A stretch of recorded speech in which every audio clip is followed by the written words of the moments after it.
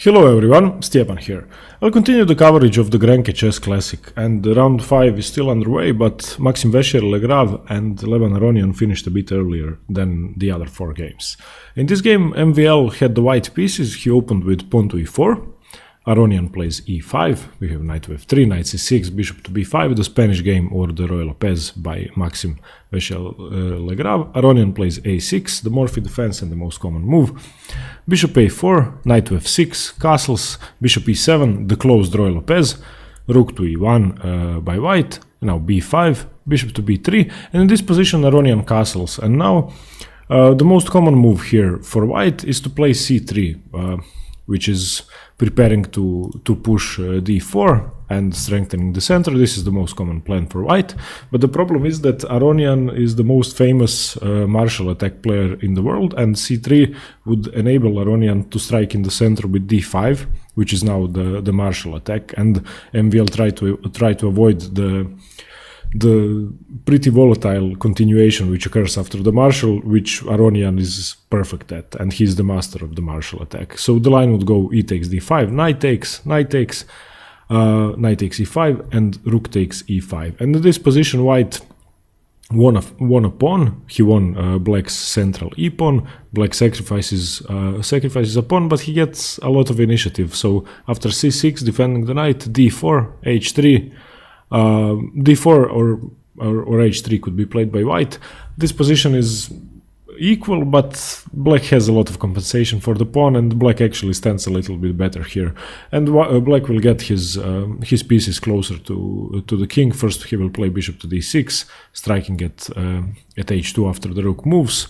The queen will transfer to h4, so white will be forced to play g3 to weaken himself. And the light squared bishop is also staring at h3, so the position is double-edged, and white will most probably have to give back material in order to stay alive. And the martial attack is something that Aronian is the best at in the whole world, so MVL wanted to avoid it, and he played after castles.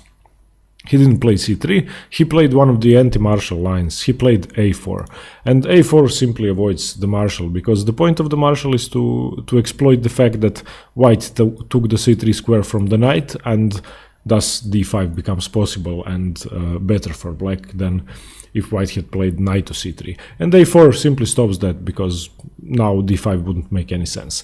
Another anti-martial move after castles would be h3. This is the second most common line, and the line would go bishop to b7, d3, d6, and this would be a slightly slower variation of the closed Ruy Lopez. But a4 is a very fighting way for white to decline the martial, and this is a very theoretical line as well, and I'm sure Aronian knows it pretty well, but he's just much better at the martial attack.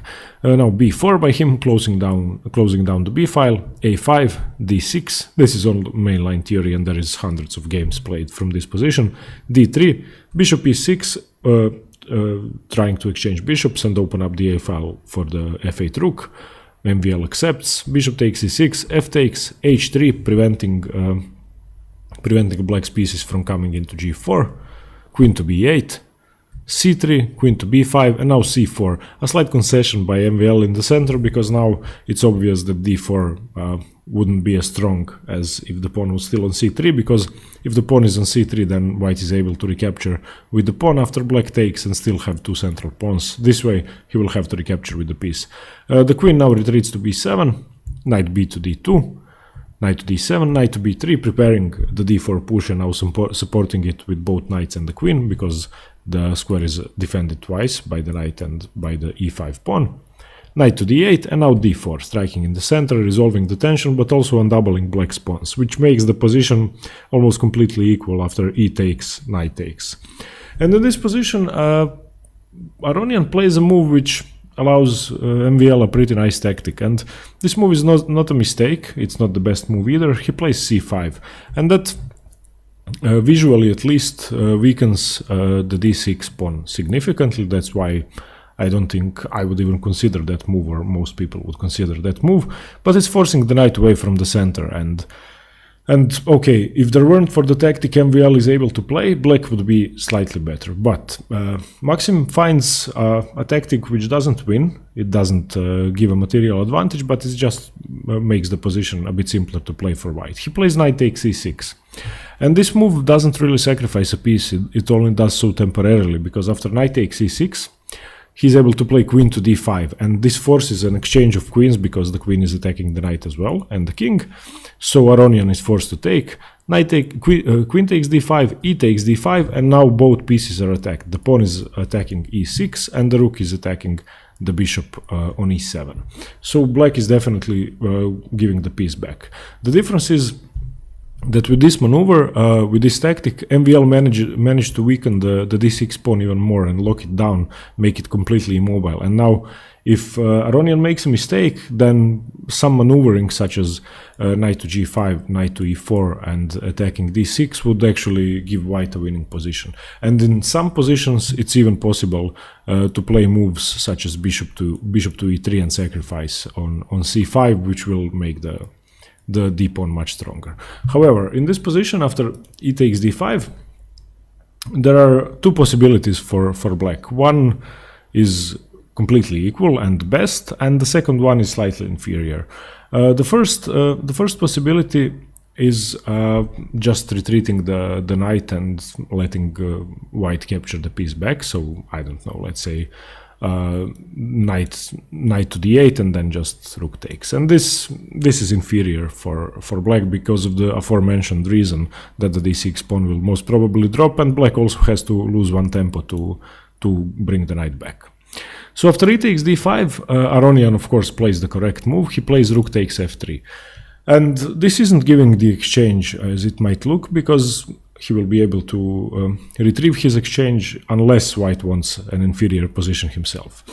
Here MVL continues with g takes f3, which is the best move. But after rook takes f3, there were two more moves, one of which is completely losing, and that's rook takes e6, because now black would be able to play rook f7, just saving a piece, and that's it. He's a piece up. After rook takes f3, another inferior move for black would have been d takes. For white would have been d takes e6, and this move would be materially equal. The position would be materially equal, but black would have a much better position after rook to d3, saving the rook, of course. E takes d7, king to f7, and bishop to e3. This position is materially equal. Both sides have two rooks and the bishop, but white's pawns are dropping off, and there is almost no way to defend d7. And he will have to play b3 in order to defend c4, and then b3 will be very weak as well. The rook is already attacking it. So these were two very inferior continuations. After rook takes f3, g takes f3 is the only way that white keeps equality in the position, and a slight advantage as well. And now black has two ways to react. Once again, one way is almost losing, and the other move is equal. And the very tempting move in this position would be knight to d4. And knight to d4 is threatening the rook, the exchange, attacking both the rook and the king by taking f3. But white would be able to play rook takes e7, taking the bishop and attacking the knight, and after knight takes f3, the king would simply move, and white would stand much better. He would be an exchange up. So after g takes f3, Aronian finds the correct move. He isn't tempted to place the knight on d4. He plays knight to e5, blocking the attack on the knight and on the bishop by the rook. And now MVL takes, of course, takes the knight with the rook. There is no other way to play the position. If he doesn't take with rook takes e5, if he plays d takes e6 in this position, then knight takes f3, grabbing the exchange, king f1, knight takes e1, king takes e1, and once again the position would be materially equal, but white's pawns would be impossible to defend. The e6 pawn would drop, definitely, because if the rook comes to e8, then white doesn't have enough time to move the bishop out to bring the rook, and to remove the king to bring the rook to e1 in the first place. So black would be too tempi up in grabbing the e6 pawn, and that would be losing. That's why after knight to e5, the only move is rook takes.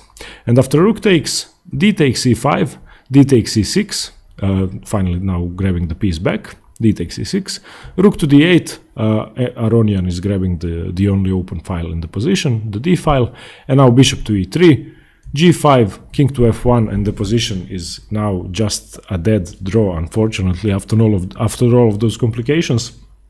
But at least both players play the fighting game, and MVL should be congratulated for calculating the temporary sacrifice that well, and Aronian should be congratulated as well because he found the best moves and the best continuation, which made the sacrifice absolutely redundant for white.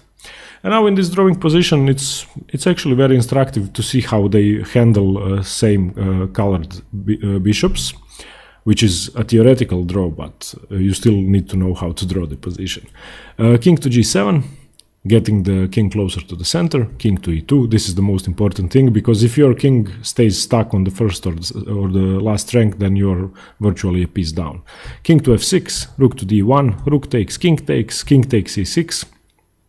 And now king to c2, king to f5, king to d3, king to d6, b3, closing down the position, and this is now just a dead draw because neither side has anything to play for. Okay, black can push the h pawn for a few squares, but after that the position is drawn, because even if the white king manages to get around here and to h4, there is no way he can infiltrate either g3 or g4, and that's it. And the white king doesn't have any squares either. He can't infiltrate apart from the f5 square on this through those squares, and the black king isn't going to move. So this is just a dead draw, and they repeat a few moves: bishop e7, bishop c1, and after bishop to e3 now they agree a draw after almost threefold repetition. So a very exciting game, and a psychological battle which was shown by MVL and Aronian in this position, because MVL knows that Aronian is an expert in the martial attack and he tried to avoid it, and Aronian probably knew that MVL wouldn't go for the martial. So it's very instructive to see how their preparation and what they are good at influences other players' choices. And once again, a very nice tactic by MVL, and it's a shame that he couldn't convert his advantage. But okay, Aronian managed to play almost perfectly after that. Okay, everybody, thanks very much for watching. I hope you liked this Closed Ruy Lopez by Aronian and MVL, and stay tuned for more games from the Grenke Chess Classic. Thank you very much. Bye. Cheers.